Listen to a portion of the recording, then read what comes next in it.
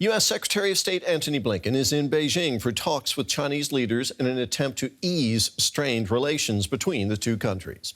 Ahead of a meeting with President Xi Jinping, he said he sat down with Foreign Minister Wang Yi. Tensions between the United States and China are high over a range of issues, among them the war in Ukraine. Well, following that meeting with the Chinese Foreign Minister, Antony Blinken underlined the need to strengthen ties between the two countries.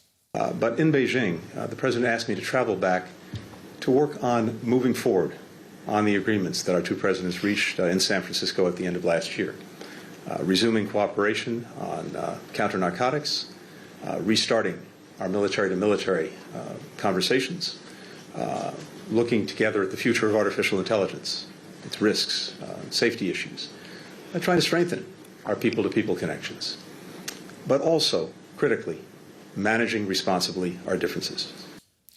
For his part, Foreign Minister Wang Yi warned Blinken that the U.S.-China relationship could further deteriorate. Here's what he had to say. The China-U.S. relationship is facing more negative factors and all kinds of disruptions. China's legitimate development rights have been unreasonably suppressed, and our core interests are facing challenges.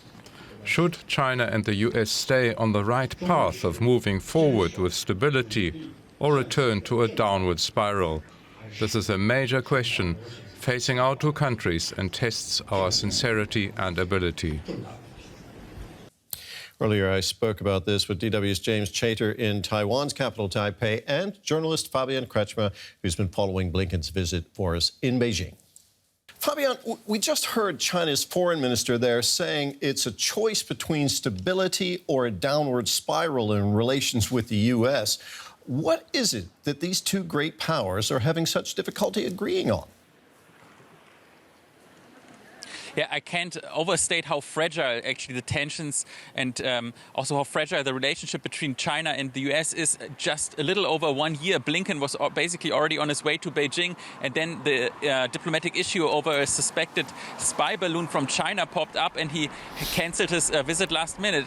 Now, in the last year, some progress was made. The two presidents, Xi Jinping and Joe Biden, met in San Francisco, but recently, in the very few weeks, the trend is negative again, and I think it will not change because Blinken, the list that he brings to the agenda here in Beijing, is really quite difficult. So there's economic tension, overcapacities, and basically destroying dumping prices, etc. While on the other hand, actually China says that the US suppresses our legitimate right for development by implementing tax sanctions and export controls. So that is really difficult. And then you have a lot of foreign policy issues. Maybe the most prominent, the war in Ukraine. The US says China is exporting a lot of dual-use products to Russia. It also exports a lot of machine goods to Russia. Those goods, they are really important for Putin to keep its war machinery going. So that is also very crucial. And I don't think there's much progress for improvement because Putin basically has just announced that he will go soon to visit Beijing in May. And I'm sure that the Chinese side will roll out the red carpet for him. So multiple contentious issues there, Fabian. The elephant in the room, though, is really Taiwan, isn't it? There's been at least some movement at the diplomatic level. Has that helped at all on this sensitive topic?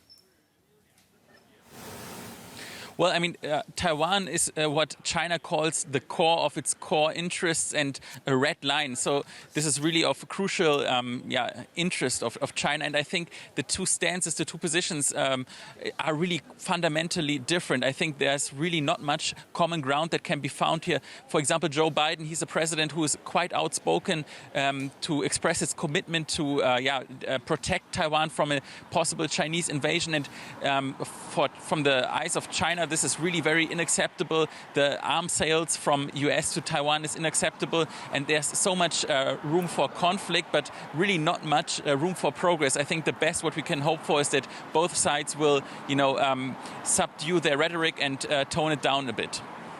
So massive tensions there surrounding Taiwan. James, you are there. What are people in Taiwan saying about Blinken's visit?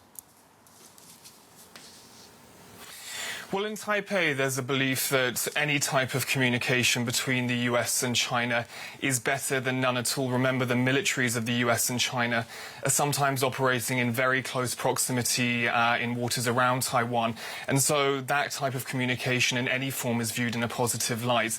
But there's an acute awareness, as Fabian mentioned, when China talks about these core interests that the US is challenging, that Taiwan is absolutely front and center of those concerns. And remember, we're moving into this more volatile political period here in Taiwan, where we're just weeks away from inaugurating a new president, Lai Ching-te. This is a man who belongs to the Taiwanese political party that Beijing refuses to communicate with and views as separatist. And so I think there was some hope that Blinken might be able to put a word in, as it were, with Beijing, any type of intimidation ahead of that May 20th inauguration. But there's really a recognition that when it comes to the issue of Taiwan, even if there is some progress on other fronts in the US and China relationship, that this fundamental tension remains. And given that political context in the coming months, those tensions look unlikely to abate.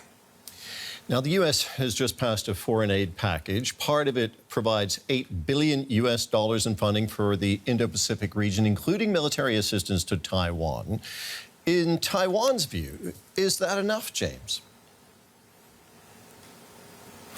Well, Taiwan has already thanked the US for this support. Taiwan's foreign ministry said that it would be very helpful for Taiwan's situation. But I don't think there are any misunderstandings in Taipei about the scale of the military discrepancy and military capability between Taipei and Beijing now. Remember, Beijing is running a military defense budget some 12 times that of Taiwan's. And so there's a really deep recognition here in Taiwan that if it's going to be able to fend off a potential Chinese attack, it's going to require not only a more modern, a more well-equipped Taiwanese military, but also the support of Washington.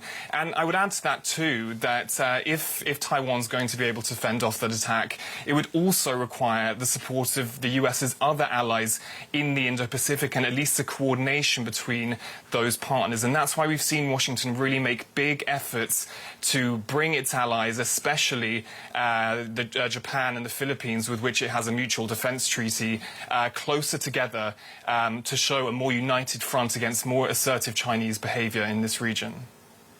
James, thank you very much. That was James Chater in Taipei and Fabian Kretschmer in Beijing. Thank you very much to both of you.